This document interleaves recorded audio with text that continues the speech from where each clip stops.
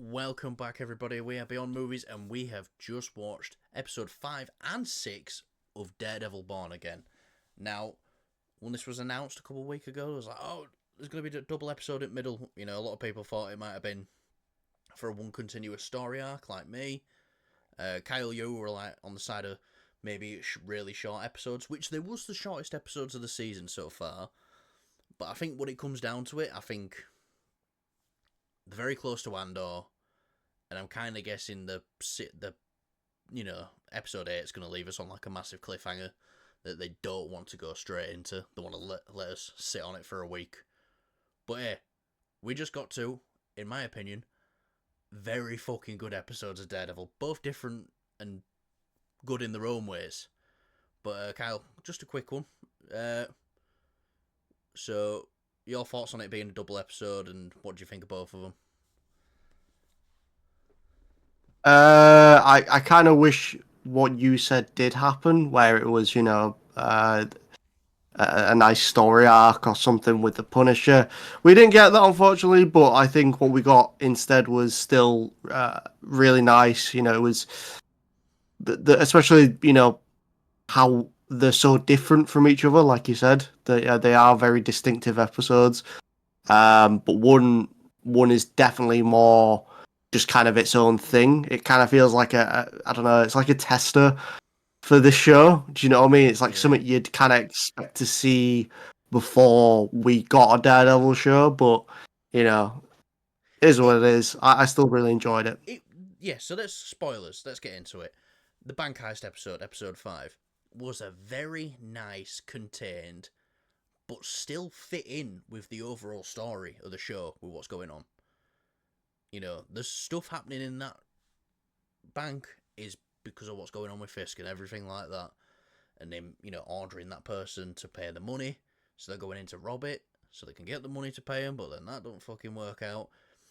And I think at the end of episode 5, I think that's when Matt has accepted to become Daredevil again. Obviously, he don't suit up, but he don't tell the police that someone's ran off. You know what I mean? You know, he goes after him himself when there's police all around.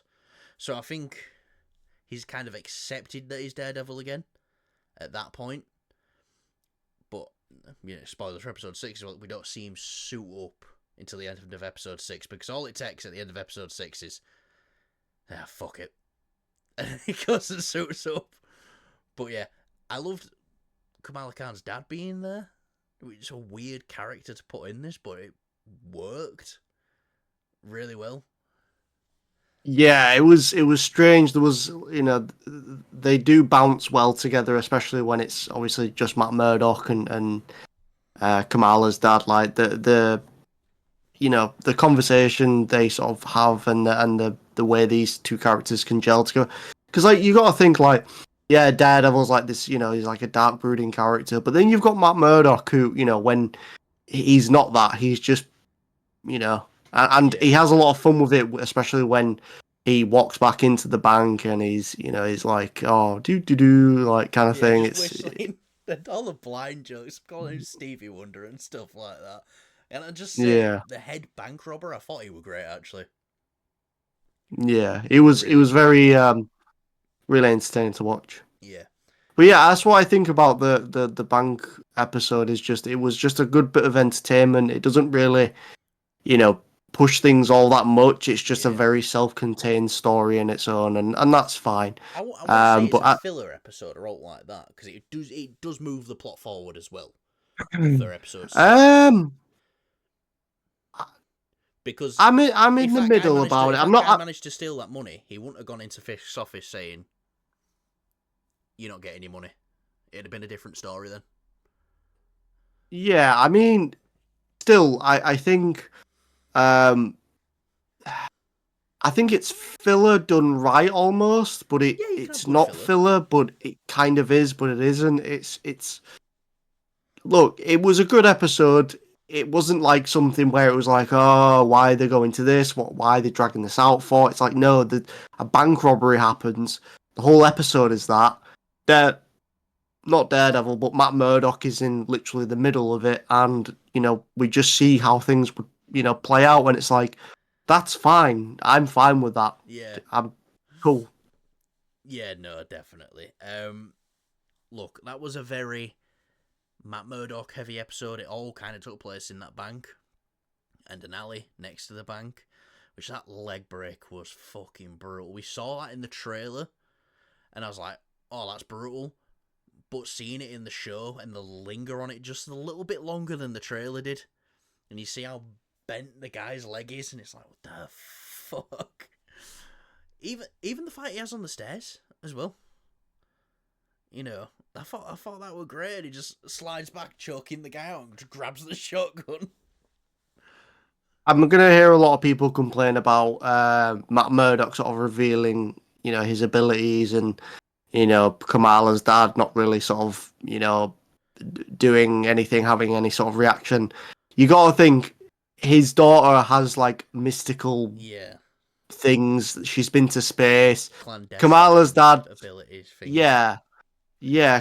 Kamala's dad is very well versed in like superhero shenanigans now. Like, it doesn't surprise me that this doesn't surprise me. Like, yeah, he was like, are you surprised? Kind of like he was surprised, but Think I'm of the world saying, they live in. yeah, exactly. It's not surprising that a Um, blind man could do that, and I do like the little callback though as well to No Way Home. I'm a really good lawyer. yeah, I did like which that. That has was a become nice. his MCU catchphrase by the looks of things. A It's a good really fucking good lawyer. catchphrase. Yeah, but anyway, this episode 5, great. I loved it. If I had to rate episode 5, I'd give it an 8.5. I would. I thoroughly enjoyed it. Now that might be the weakest rating I've given for an episode so far. I'll have to go back and see. But yeah, I really enjoyed it. I ain't had a single problem with it yet. But let's get into episode 6. In fact, what's your rating for episode 5? For episode 5, it'd be an 8. An 8. Right, perfect. So, episode 6.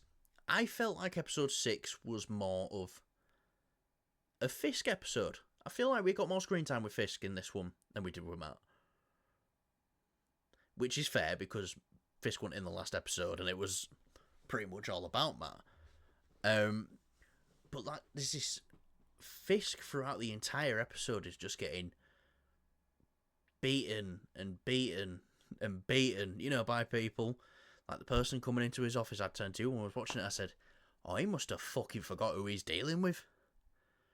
The tracksuit guy came into his office saying, I ain't paying shit. You don't read books. That's what he says to him. And then he goes to this benefit that he's holding with all these rich, powerful people there. We get a cameo again in this episode. Tony Dalton, swordsman, who was actually probably one of my favourite characters in Hawkeye. So it was always fun seeing him. And he's just around all these rich people, and they're all just talking down to him. And he's like, what the fuck?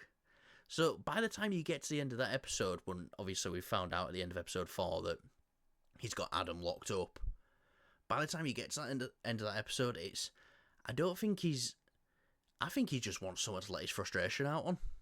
You know what I mean? He's like, I need to beat the fuck out of someone. And I love that, and I love the parallel as well. Right towards the end, it was, these men seem to be going through these things at the same time, like breaking at the same time, and which I'm loving. Which takes us to the Matt investigating Muse stuff when Hector's niece comes to him, says he was looking into it, and Matt's like, ugh, but then Matt was looking into it as well after she mentioned something, and he gets a call from her auntie, I believe, and she said she was off to see Matt, and then she hadn't checked in. He rings the police. And then that moment happens. Well, yeah, he dials the police, Yeah. and he's kind of there, and as you've already seen, he just lets go, and it's like, yes, finally, just fucking put that suit on. And it was all. So it was really worth satisfying. it. Yeah. Having to wait that little bit longer. Yeah, we got to episode 6 and he's only suited up now in episode 1 and episode 6. But I can imagine he'll be fully suited for 7, 8, and 9, definitely. Can I just say as well, like, we only got like a quick, little scene with him running across the rooftops. Um, it looks a lot better. I don't know if it's just because the way the Yeah, screen was or whatever, but it just looked a lot better than it did in the first episode. yeah, my I, screen's a I lot know better the than yours. well, yeah, it is a lot better, but it's just it looked more Yeah, believable no, it did. rather than the first episode. You can tell like when they jump between CGI and a physical act there, I suppose whereas though, because we're doing it in a oneer as well, then so it will like more, you know, yeah, more but if it comparison throughout the what scene. yeah, but oneers aren't always like oneers. Yeah, yeah, yeah. There's slight little cuts in here and there. Yeah, They stitching. sneak it. Yeah. So, but I think it looked a lot better. I do wish we got a little bit of a slightly better pose. It was very weird when he jumped off and there was like slow motion It thing or. reminded me of the end of the first season when he Uh, first jumps off in his costume. yeah, it was a bit strange, but like I can't lie to you, I did like the suit reveal when we got it. Um, and like I love the first episode and the little confrontation he has with Bullseye, but this this time round when he's fighting Muse, the suit looks perfect. Yeah, Like it looks so good in action. Whereas before with the Bullseye one, I don't know, it just felt a little bit too hockey paddy kind of thing. Yeah, honestly, that but the fight with Muse was it great. yeah, it was perfect in this episode. I You know, think. when he's about to stab um, Hector's niece, and he brings the knife down and he just shoots the grappling hook out, brings it past, hits him in the head. Just the whole fight there. This gets to a bit where Muse is like hits him like 3 times and Matt don't even block it, and then knocks him down, and then fucking does. I love it. It just does the good old scream, and just oh man. I'm quite interested about Muse's character though. I don't really know anything about this character. I know Yeah, you were saying you found it very disturbing to look at, and I just saw it more of as like, yeah, it's disturbing, but I found it very interesting. So what the fuck's going on with this character? And I'm glad it seems like we're not just getting a one hit note with Muse, which would have been fine. If Daredevil kicked his ass there and then and stopped him, that would have been great as well. I was expecting Muse to be done then. Because But apparently not, and I'm glad that we're at least getting, hopefully getting a little bit more amused because, like I say, yeah, he's very interesting. I'm excited to see where they're going to take this I character. I think next week's episode will be Matt and we get introduced finally to Fisk's anti-vigilante task force. So I think it'll be Matt going up against like a race against time to who can get to Muse first. This anti-vigilante task force or a vigilante, Matt Murdock. And then I think by the end of that, then it'll be, oh fuck, I need Frank again. So Essentially, yeah. yeah, no, look, I, I've got to admit, I think we was all a little bit worried when Marvel were doing Daredevil Born Again, and then they went through all the creative changes and stuff like that. But this show's been perfect so far. It hasn't let me down one bit. And we've got a second season on the way. They want to keep this as a running show. They don't want to just do like a Loki. It's like, right, we've got 2 seasons planned, and then that's going to be it, and then the story's over. They want to keep this as a running show. And sometimes having a running show is good. So, look, sorry, I'm just lost for words. I love this show so much. I'm just happy it's I back was now. going to say, I thought you lost your train of thought then. No, You like I just, said, I, I could cry. I could cry because he you're just tired. finally suited back up, and look, it's happening. Daredevil is in the MCU, although he won't be in Avengers Doomsday, as we found out today. But yeah, I'd have to give this episode